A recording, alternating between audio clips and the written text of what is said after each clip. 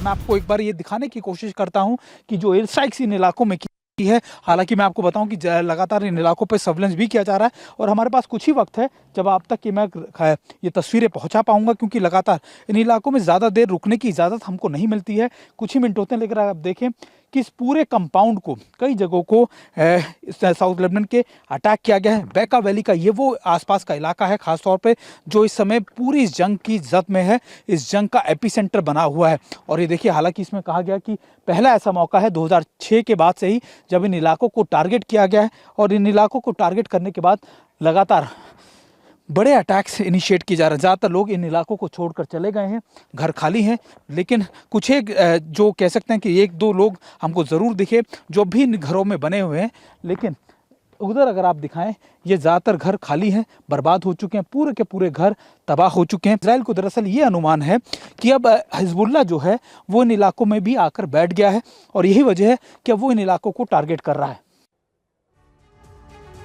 तो इजराइल लगातार इन टारगेट्स कर रहा है इन इलाकों को, जो सुमित दिखा रहे थे। और एक और बड़ी खबर ईरान को लेकर TV9 की एक्सक्लूसिव खबर आपको दिखाने जा रहे हैं। इजराइल के सुरक्षा कैबिनेट की बैठक में बड़ा फैसला लिया गया। टॉप टारगेट पर ईरान के सुप्रीम लीडर है खामेनेई की पूरी टीम इजराइल के निशाने पर है। इजराइल ने यह टारगेट करके रखा है कि इनका खात्मा जरूरी है। मीटिंग में ईरान में सत्ता परिवर्तन कराने की कसम तक खा ली है। नेतन्याहू की अगुवाई में ये बड़ा फैसला लिया गया है कि ईरान में अब सत्ता परिवर्तन होगा और ईरान में सत्ता परिवर्तन बगैर इजराइल खुद को सुरक्षित नहीं मानता। हर हाल में खामेनेई को हटाना मकसद दिखाई दे रहा है इस वक्त इजराइल का। तो ये जो वॉर कैबिनेट आप देख रहे हैं, ये वॉर कैबिनेट नेतन्याहू की है और इसमें फैसले लिए गए हैं ईरान के खिलाफ में।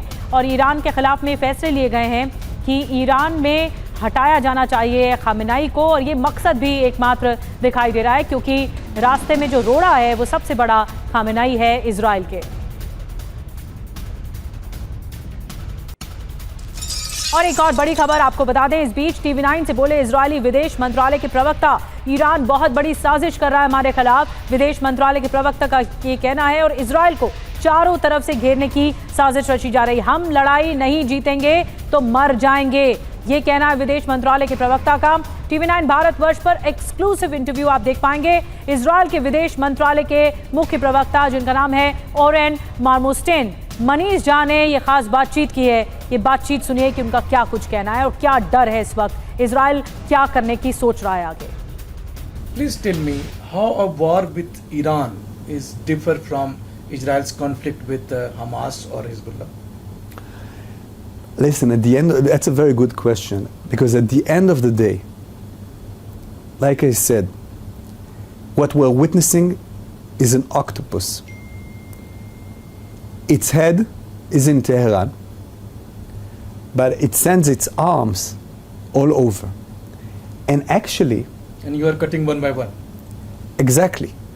And we're fighting one by one, but the head is in Tehran. And what we're witnessing is a strategy.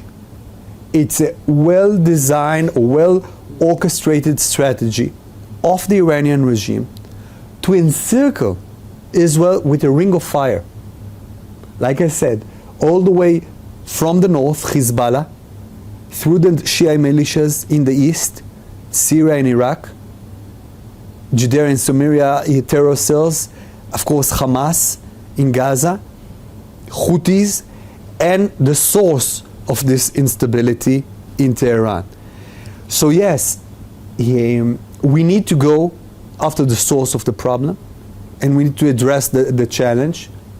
And I'll say again, we did not want this war, but if it's forced upon us, we will win it.